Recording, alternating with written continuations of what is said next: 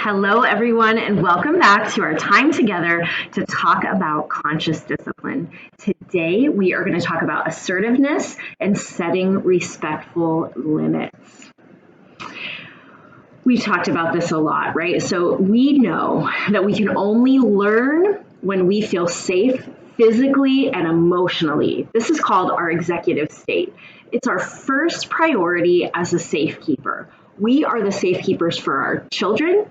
We are the safekeeper for the children in our classrooms, and we can be safekeepers for each other, the adults that we care about or that we care for. If you're a supervisor, you're a safekeeper for your employees. We can be safekeepers for all of the people around us. We're always practicing and teaching strategies to achieve our executive states so that we can learn. So, we talk so much about little kids in our examples when we're talking about conscious discipline, because ideally we want to give these skills to our little tiny kids so that they have them for their whole life. But conscious discipline is for everybody, because if they don't get it when they're infants and toddlers, they need it when they're preschoolers. If they don't get it in preschool, they're going to need it when they're in school. And if they don't get it in school, they're going to need it as grown-ups, which is where we are. It's never too late to learn these new skills. Our kids come to school stressed. They come home stressed. And a Brain Smart Start helps us disengage that stress so that they can move on. So our first steps in a Brain Smart Start are coming together and disengaging stress. So I welcome you. If we were together, I would play Big Voice from the Kindness Counts CD. It's such a good one to play, especially for your smaller children, and talk so much about their big voice, which we'll touch on a little bit later. So if you are with your kids, you are welcome to stop and find that and play it. But if not, I encourage you to find that at a later date. But for us, we're united here. We're all here for the same purpose, to learn more about conscious discipline. So together, we're going to take 3 deep breaths, right? So just take a big deep breath in through your nose, slow, push your belly out. And then slowly release that breath, right? Let your belly pull in. Do that again. Close your eyes and take a deep breath in through your nose.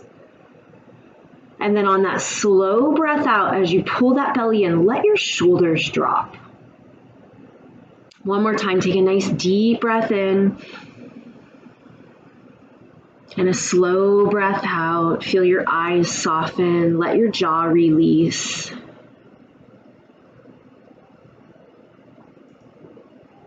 And step 3, we connect. So there's all sorts of ways as adults that we can connect. Silly games are always the best way to connect. It's hard to get adults to do sometimes because it feels weird when you're just with grown-ups, but it's easier when you're with smaller children. So we've talked about this before with connection, right? Our older kids, we can do hand clap games and lots of silly stuff. But for smaller children, we do these I love you rituals that go along with some nursery rhymes that just have a little positive twist on them. So this one that we're going to practice today is Humpty Dumpty. So you would put your hands together, fingertips together, to form a wall, and then a child can put their hands together in a ball to be the egg, or vice versa. One person's the wall and one person's the egg. Now, for small kids, if this is comfortable for you, your lap can be the wall, and the child can sit on your lap facing you. And you'd say, Humpty Dumpty sat on a wall, as you guys set your hands up or as the child comes to your lap. Humpty Dumpty had a great fall. So with your hands, separate the wall and the egg falls. Or on your lap, separate your knees just a little bit so the child falls just a bit, right, as you catch them. All the king's horses and all the king's men, and then you can just gently squeeze the child's arms up and down, almost like a little massage, like you're fixing them, right? Could put Humpty together again, and the adult brings the child's hands together and smiles or offers a hug. And a hug is a great way to end these rituals. And the last part of our Brain Smart Start is to commit. So for us, let's commit for the next 30 minutes. I am going to be a star and take 3 deep breaths when life doesn't go my way. Because we can't be together for this. You are likely in your home. Maybe you're trying to cook dinner or driving in the car. So when there's an interruption, and that's okay, just take a deep breath and know it's okay if life doesn't always go our way, right? Be a star. So let's go over our little summary of our brain states as our reminder. Our survival state, it's our most basic state. It's our fight, flight, or freeze. And in your children, it looks like no eye contact, a tense body. They're resistant to touch, resistant to comfort, and to help. And older kids too, and grown-ups, this resistance to touch, comfort, and help is a sign of their survival state. In our emotional state, this is where we're asking, am I loved? We are triggered when life isn't going our way.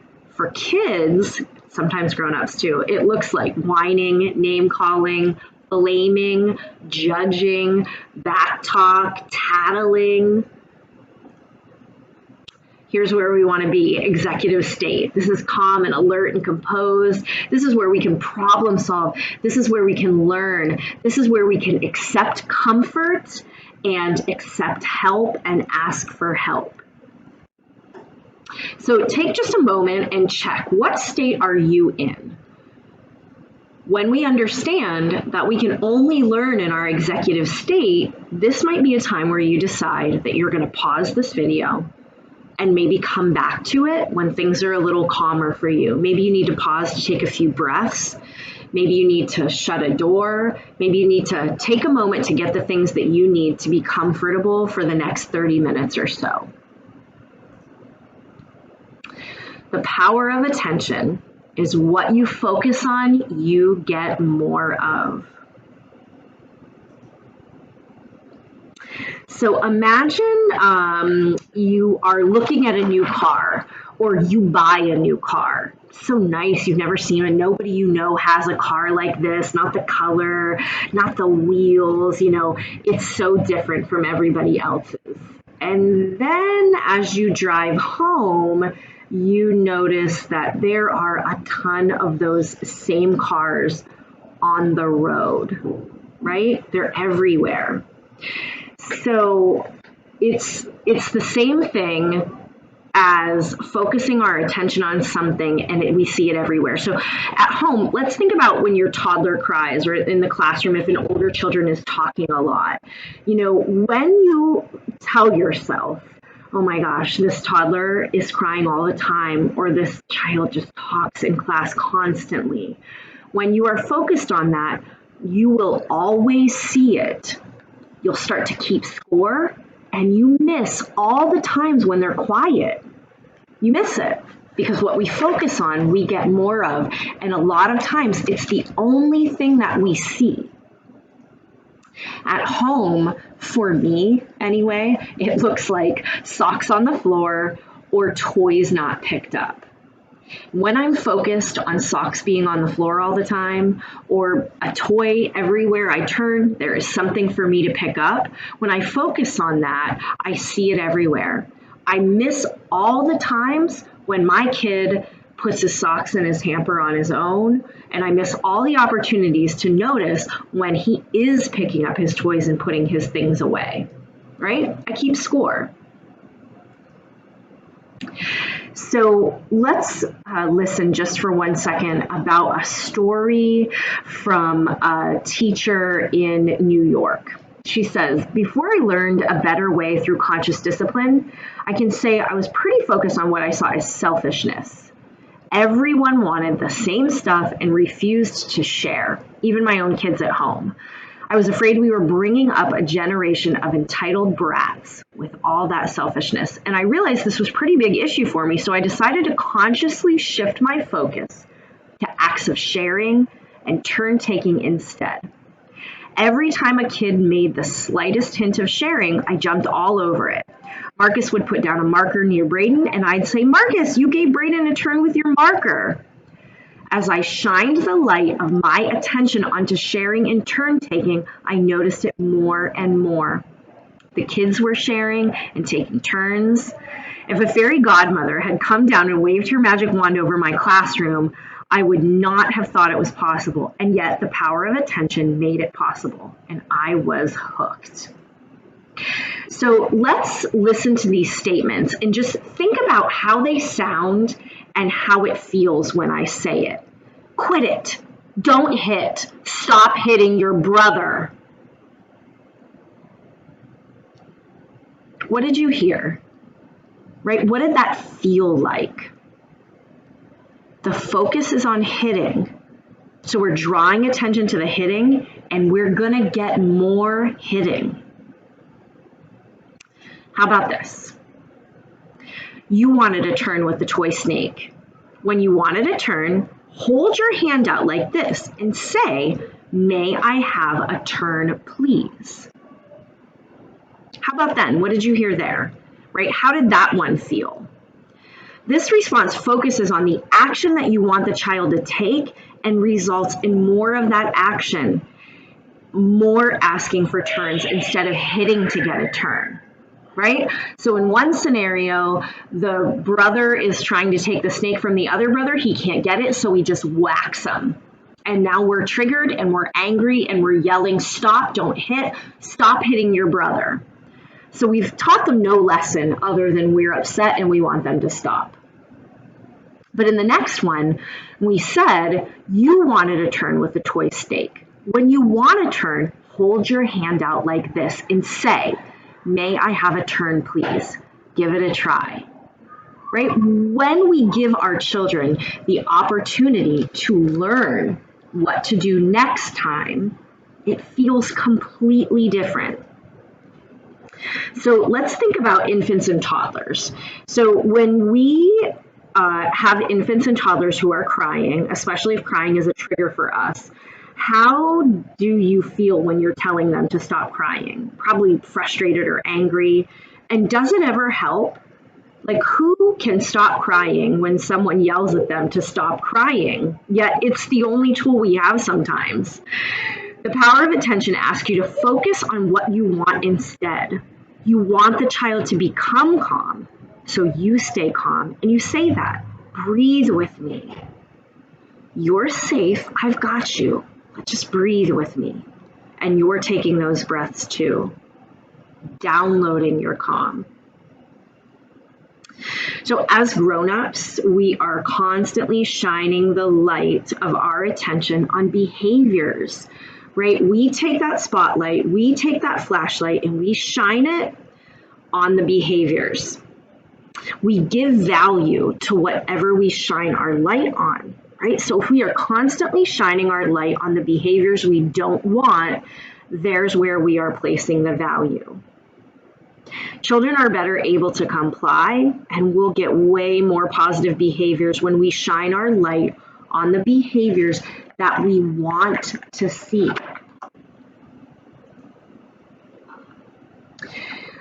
For our younger kids, their brain is unable to consistently understand the not part of do not.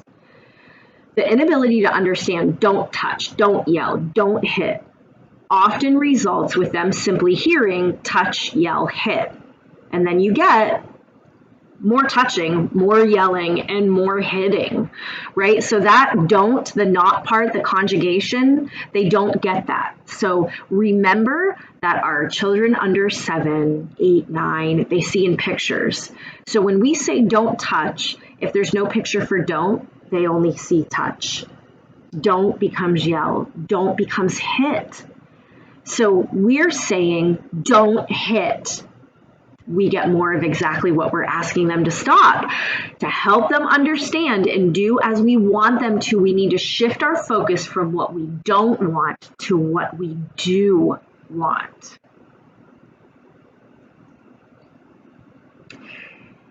Another reminder that this is for grown-ups too. It's the same thing, right? When we're upset with another grown-up in our life, or even much older children, When we shine our spotlight on the behaviors that irritate us the most, it's all we see, and it changes our relationships. When you consciously make an effort to turn your spotlight onto the behaviors that we do like, it allows you to see that person differently. It reminds you that they have all of these great things happening too. So the skill of assertiveness is clear communication. It focuses children's attention on what we want them to do. Clear communication is essential for children to meet our expectations and for setting respectful limits. The skill of assertiveness reminds us that our words have power, and we must be assertive with our children so that they can be assertive with others. So I highly encourage you to press pause and to go to the description of this video and take a moment to watch DJ Batiste walk through this lesson on words have power. So if you don't do it now, please do it at the end of this video, okay? For our infants and toddlers, much of our teaching is done through the example that we set. So how often do you take something from your child's hand instead of asking for it? Even if your baby isn't speaking yet, she's learning by watching you. So if you want her to learn to ask instead of grab, point to the item and slowly say, "Put the fork in my hand," while you point at the fork and then point to your open hand, right? We so often tell them to stop doing the things that we're doing. We don't want them to grab things, but we take things out of their hand, right? We don't want them to interrupt us, but we interrupt them all the time. We don't want them to yell, but we raise our voice with them. Assertiveness requires the following things. Focusing on the behavior that we want to see. Our first reaction is so often no or don't or other negative thoughts, right? So we need to flip our thoughts about what we don't want to see so we can focus on what we do want. Don't run becomes walk. We might choose to use stop on occasion, but we need to follow it up right away by stating the behavior we want to see. Stop. Wait for me before you go down the stairs. The intention of helping children to be successful. We can say the right words, but if our intent is to punish the child for being bad, this will shine through in our body language and in our tone.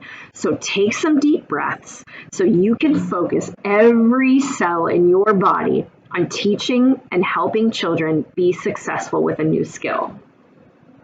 Assertiveness also requires a tone of voice that has no doubt. The voice of no doubt is the same matter-of-fact voice you would use to say, "The sky is above me." A voice that's aggressive and harsh or passive and questioning actually invites a child to challenge us. An assertive voice is always clear, matter-of-fact, and calm. When I am in conscious discipline trainings and they are teaching us about assertive voice, this is exactly the practice that we do. The sky is above me, the grass is green, pull your chair out and sit down, right? So you can try that. The tone of voice has no doubt. Assertive voice is the voice of knowing. The wall is hard, the floor has carpet, pick up your toys and put them in the basket. When we use a voice that's aggressive and harsh, nobody wants to listen to that. Pull your chair out and have a seat, right? Or can you please pull your chair out and have a seat? It's like a question, right? We're inviting the opportunity for them to say no or challenge us. So assertiveness also requires descriptive language and motions so that we can clearly communicate the desired goal. Words, gestures, anything else you can think of to print a very crystal clear picture of the action you want. The clearer you are in your communication, the more likely your child is to comply. Remind yourself of this over and over again. Young children see in pictures, so you need to paint a picture for them. And when we talk about seeing things in pictures or making visuals, these things make older kids and adults feel safe too. Everybody feels safer when they have a clear understanding of what's expected of them. Have you ever worked for a supervisor who didn't make their expectations clear, and then you were always feeling like you weren't doing things right, weren't meeting their expectations, right? We do this as grown-ups to kids, but we do it to each other too. So when you think about painting a picture for someone, it can be a verbal picture, but for smaller children, they need a literal picture.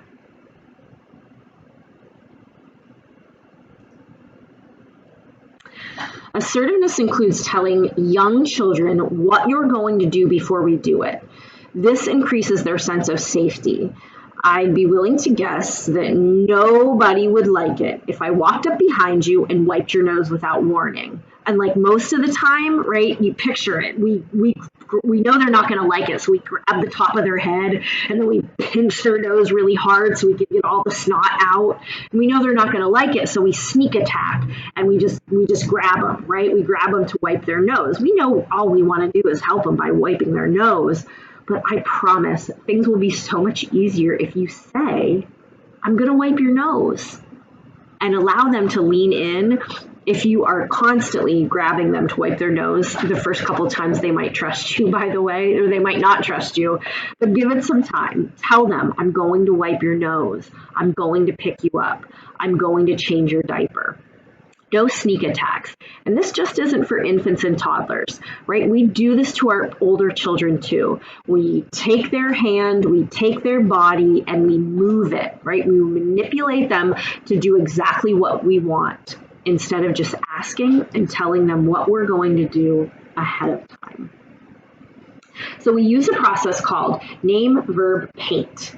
This helps us provide assertive commands so that the children, the people around us, are better able to meet our expectations. So the first one is name. Make eye contact and say the child's name. Because how often are we not making eye contact or getting on their level and we're just saying their name over and over again and then getting triggered because they're not listening to us or paying attention, right? So make eye contact and say the child's name. Rosie. Verb. Verb is an action, right? State the action you want to see. Hold my hand and stand right in front of me.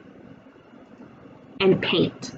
Paint a clear picture of what you want using words or gestures, or if you're using literal verbal or pictures, literal pictures to show the task that you want them to do, you would use that here. You paint a picture of what you want using words and gestures. So reach out the hand that you want her to hold while using the other hand to point right in front of you.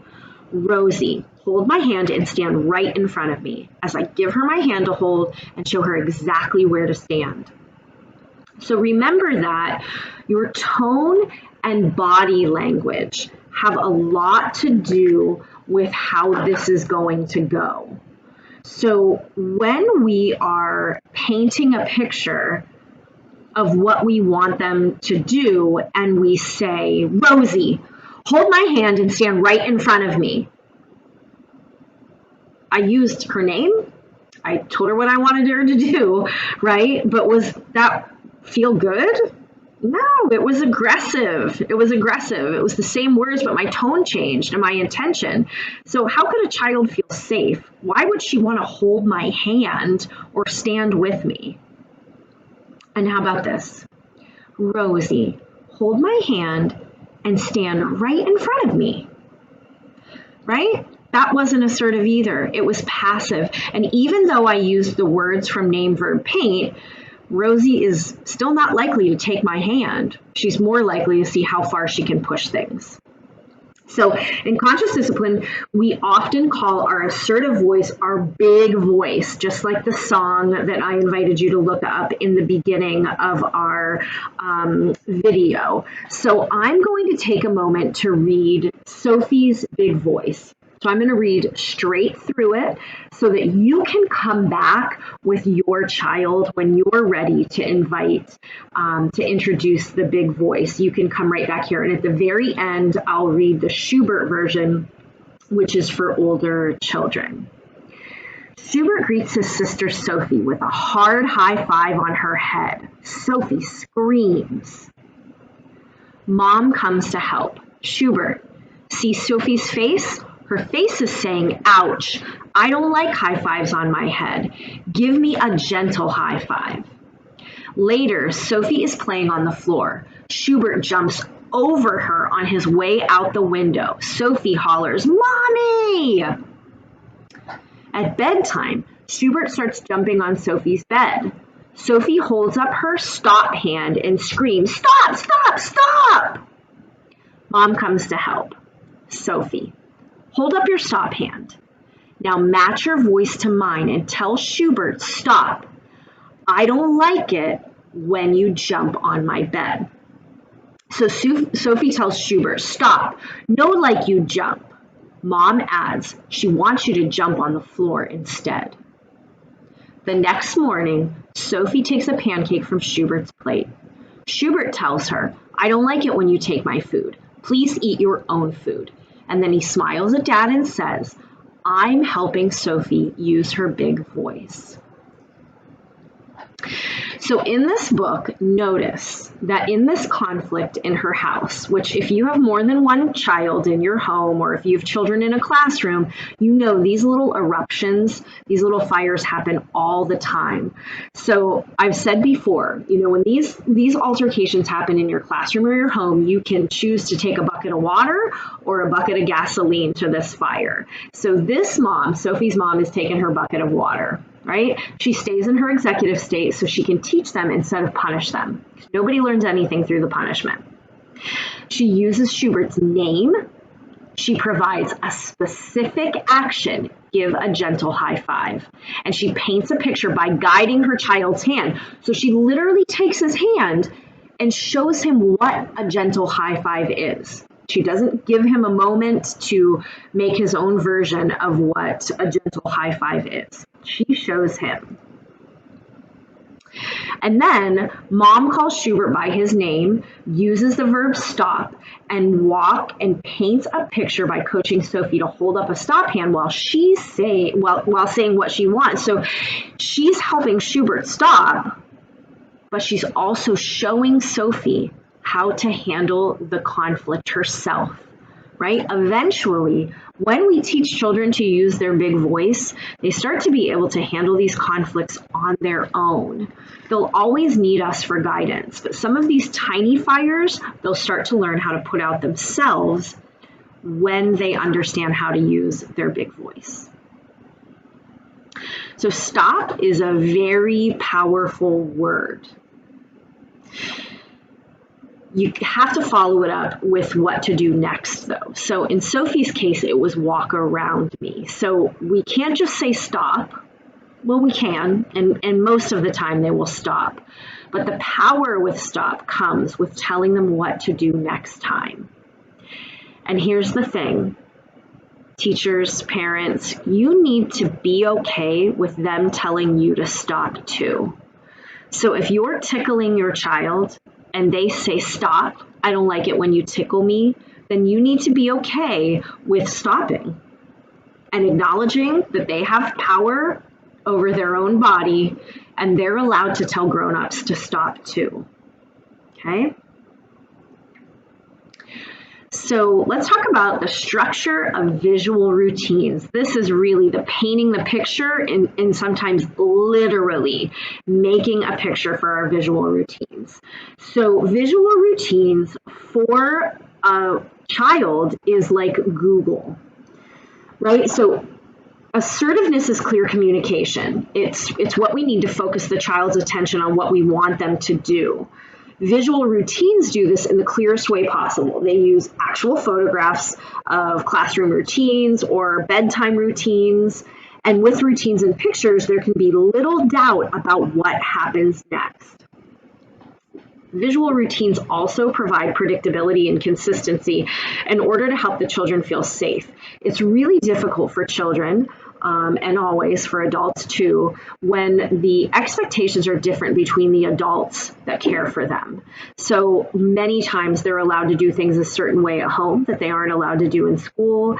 But often in school, from teacher to teacher, the procedures can be a little bit different. So when you put up visual routines in your classroom, or what a center's supposed to look like when it's cleaned up, then not only do the children understand what to do, the other adults in the classroom understand what to do too.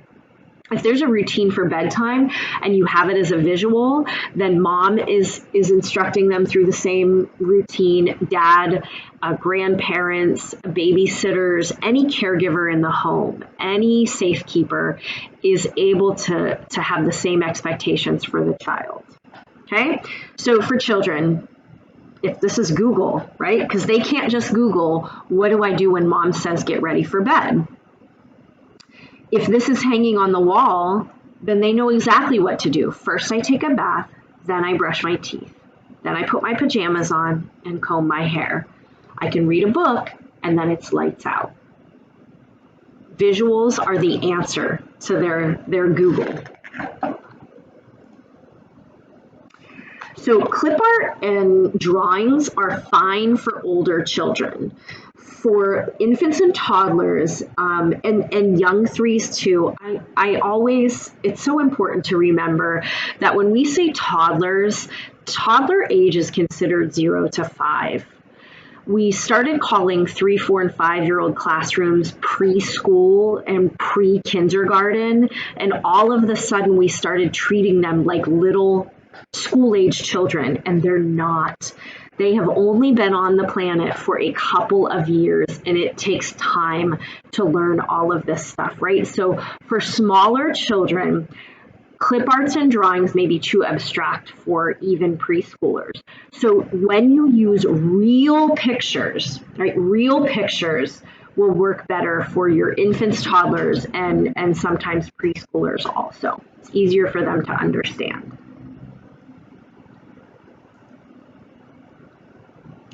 So visual routines. Here is a good one for the classroom and at home because children can be really loud. So we say things like inside voices and shh and quiet. In the classroom or in the home, use a visual of a volume meter and show them exactly what that means. A 0 is silent. A 1 is a nap time whisper. 2 is talking just like me. 3, and you could give an example of how loud they can be on the playground. And 4 is, you could say a roller coaster, could be screaming, or it might work better if you say that's for an emergency. If someone's being hurt, we use a 4. A mental picture could be match my voice or lower. And I love this one. I've used this for a very long time with my own child and the children around me at work. And it is very easy and it makes a lot of sense, right? So you just say, match my voice or match my voice or lower. And we may have talked about this before, but if sass or backtalk or whining is a trigger for you, this is also a good thing to use. If they're whining or you can't understand them, you want them to stop whining, you can say, match my voice so I can understand you. You are telling them exactly what you want them to do instead of letting them try and figure out what an inside voice looks like, right? Walking feet is another one that we use a lot. What does walking feet look like? You need to show them. So instead of having them try and figure out what walking feet looks like or inside feet, show them. I want you to walk like me and have them match exactly what you're doing. Stopping an activity and starting another is very difficult for young children. In the classroom, sometimes they use a sound signal, a visual signal at the 2-minute mark, so that children know a transition is coming. And often we'll say, 5 minutes to clean up, 2 minutes to clean up, 1 more minute, okay, it's time to clean up. They need time, right? We gave them all this time to play with these toys and to make this mess or to lay around, and now all of a sudden when it's cleanup time or time to get their shoes on and leave, we want them to hurry up. They don't have the same concept of time as we do, so we need to provide a visual. And these timers are a good example of helping them know what comes next and how to handle the need to change. So it may be helpful to use these. So these ones are from Amazon, and you can see that they have times on top of them that'll tell you exactly how much time they have. But you can get timers, I believe they're 1-minute timers, just even at the dollar store, you can get one of these. So you can give them a 5-minute warning and a 2-minute warning, and then you can say, when the sand runs to the bottom, close your book and put your shoes on. So at home, determine the steps that you want the child to take. Involve the child in the process, and then take photos of the child doing it. So think about what your most stressful time is at home. Is it getting ready for bed? Is it, cleaning up toys and going to take a bath, or maybe it's leaving in the morning? So figure out what that time is, and then think about the steps that you want the child to take. For my own child, our bathroom steps are brush teeth, wash face, take vitamins, put your washcloth in the dirty clothes hamper, and turn off the light. Right? So I decided exactly what I wanted him to do in the bathroom. Pictures never get tired of telling a child what to do. Do I still have to remind him and tell him it's time to do it? Absolutely. But it's easier for me to say, I need you to go to the bathroom and get your list done, than it is to tell him all of those steps over and over. So think about what you want to fix. Pick one to start with. Involve the child. Can be much more successful if you involve them. And then especially if they're younger, take photos of the child doing it. So I could say, we're going to make a visual for the bathroom of all of the things that you need to do. So grab your toothbrush. I'm going to take a picture of you brushing your teeth. This will be the first thing that you do. Now I want you to take this washcloth and wipe your face. Now I need you to, and walk them through every step, involve them, take the pictures of them, have them help you put it together. You'll get way more buy-in if they're a part of the process. That goes for kids and adults, right? No more than 6 steps. So if you don't need 6 steps, that's great, but try to limit yourself to no more than 6 steps. If 3 steps is all it takes, then just use 3. Again, in my own home, there are a few other things I need him to do before he goes to bed, but so it's not too overwhelming. There's also a visual in his bedroom of picking everything up off the floor, putting dirty clothes in his clothes basket, and plugging in his electronics. And there's another one for the kitchen about plugging in his school iPad, making sure toys are put away. So each one is just a few steps. And again, all I need to say is, now he's 8, so it's easier for me to say, it's time for you to go get your lists done, than it would be if he was 4. He would need a little more help with that, right? Okay, so materials. I have materials for you. In the description of any of these videos on the powers, you can click on a link and request materials. I can email them to you for you to print out yourself, or I can mail you a packet, and there will be some items in there that will help you make a visual, and some little mini posters that you can keep at home to remind you of some of the things that we're talking about. So what's next? From here, please read Schubert or Sophie with your child when you're ready to introduce this to them, when you're ready to introduce their assertive voice and using their big voice. For you, practice breathing when you're triggered. Download your calm before you do anything. Your assertive voice is not going to be clear and calm unless you're feeling clear and calm. So practice it. Practice your assertive voice when you're in the car alone and you don't have to worry about feeling so silly. Practice it. You want them to put their phone down and put their shoes on, then practice it. The door is shut, the light is on, put down your tablet and put your shoes on. Practice shining your spotlight on the behaviors that you want to see. Use your power of attention with all of the people around you. Use visuals for tough times. Remember, they never get tired of telling kids what to do. So you're not going to walk away from this video. Well, you might walk away from this video wanting to do all of these things, but give yourself some time. Take it one step at a time. But notice over these next couple of days, what are the things that you're repeating over and over again that are really frustrating for you? That's a great place to start practicing your assertive voice and to use visuals. And then please take some time to watch the video on assertiveness and the power of attention. And I'll leave the links for those videos also in the description.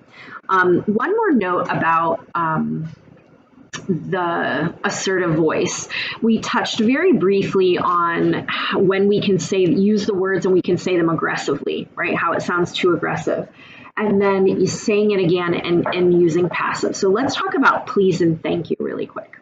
So we have decided in our society that please and thank you are good manners, and they are. But we have made them be all about respect. And I can't count the number of times that I have seen, someone saying, not giving a child what they're asking for until you say please. You need to say please. Don't forget to say thank you. And those are important. When using manners like that is important to all of us, and that's okay. But when it comes to assertive voice, there is no please and thank you, right? Please and thank you are for favors and requests that people can say no to. So when you're using your assertive voice and you want them to go pick up their toys and you say, can you please go pick up your toys? You're asking them a question. You're providing them the opportunity to say no, and then you're getting upset when they say no, right? So if there is no choice, there is no opportunity to say no about picking up your toys, then we use our assertive voice. Put down your tablet and go pick up your toys. Or pick up your blocks and put them in the red basket. There is no please and there is no thank you. You can acknowledge at the end that they did what you asked, which was, or did what you told them to do by saying, you did it. I told you to pick the blocks up and put them in the basket, and you did it right away.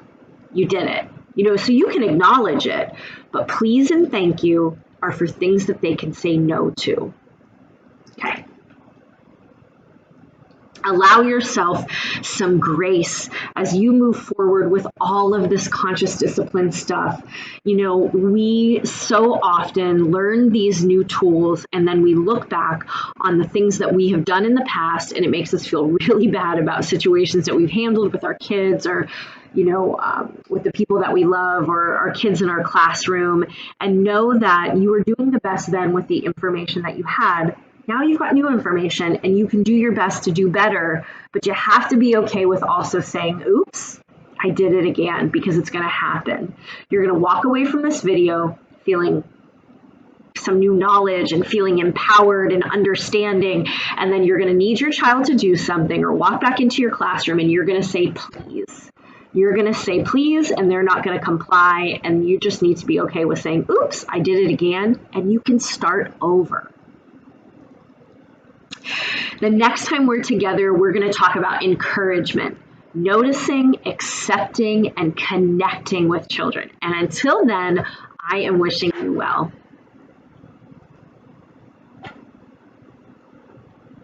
Schubert's big voice.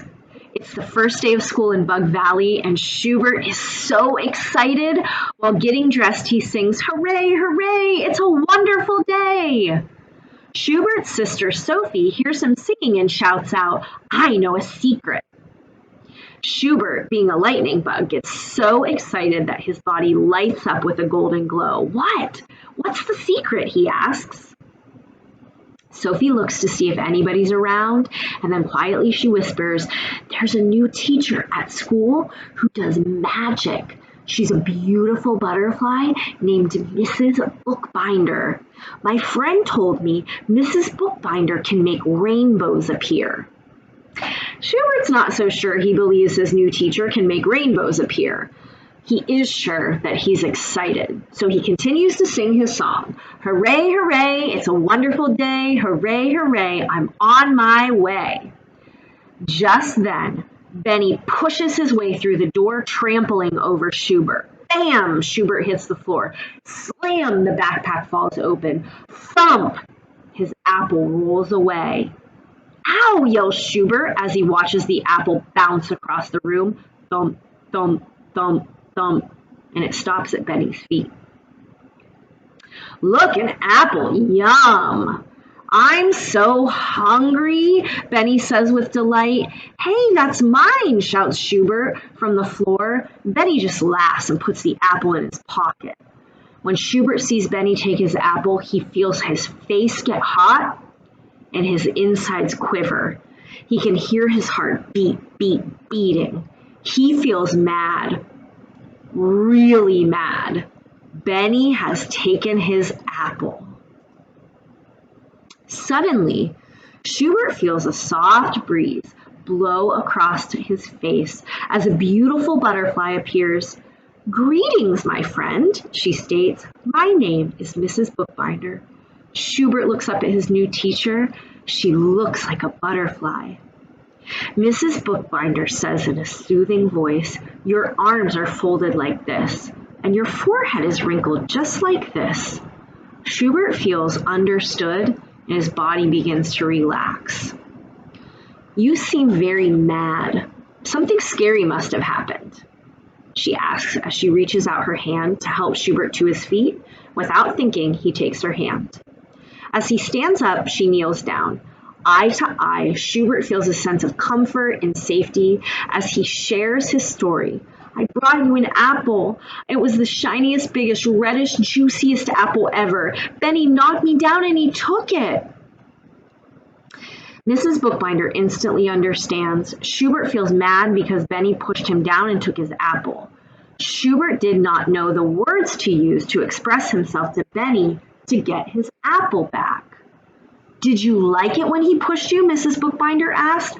"No way. It hurt, and I didn't like it at all." In a slow, firm voice, Mrs. Bookbinder guides Schubert. "Then go tell Benny, I don't like it when you push me. Give me back my apple." Say it now with me for practice. "Me tell Benny?" Schubert's eyebrows rise and his eyes open wide. His knees tremble as he swallows 2 big gulps in his throat. Gulp, gulp. Then he whispers in a little tiny voice, "I don't like it when you push me." Mrs. Bookbinder senses that Schubert is feeling scared, so she takes his hand. "Schubert, let's find your big voice. Make your voice match mine." She speaks slowly and firmly. "I don't like it when you push me. Give me back my apple." Schubert listens carefully. He understands what he needs to do, so he is going to use his big voice so Benny will listen to his words. Schubert collects his courage by taking a deep breath, and then he firmly says, "I don't like it when you push me. Give me back my apple." Mrs. Bookbinder, she nods. Practice is over. Schubert is ready to talk to Benny. Schubert, with his heart beating fast, walks towards Benny. Standing straight and tall in front of Benny, Schubert says in his big voice, "I don't like it when you push me. Give me back my apple." And he holds his hand out for the apple. Everything gets quiet in the classroom. Benny stares at Schubert. Schubert stares at Benny. Miss Bookbinder watches them both. Then Benny reaches into his pocket and says, "You mean this apple?" "Yes, that apple," says Schubert, looking directly into Benny's eyes. Okay, here you go. And Benny hands the apple to Schubert. Schubert is shocked and he's excited. His whole lightning bug body lights up with joy. My words have power, my words have power, he says as he jumps up and down. Then, like magic, he sees a rainbow appear out the window. You really are magic, he says to Mrs. Bookbinder with amazement and proudly gives her the shiniest, biggest, reddest, and juiciest apple ever. Schubert, we're all magic, Mrs. Bookbinder says. We just need to believe in ourselves and each other. I do believe, Schubert says. I do believe. He feels elated and he continues to sing his song. Hooray, hooray, it's a wonderful day. Hooray, hooray, I'm on my way. Stop, I don't like it are powerful words to say. The class joins in and they all sing Schubert's song together. Hooray, hooray, it's a wonderful day. Hooray, hooray, I'm on my way. Stop, I don't like it are powerful words to say. The end.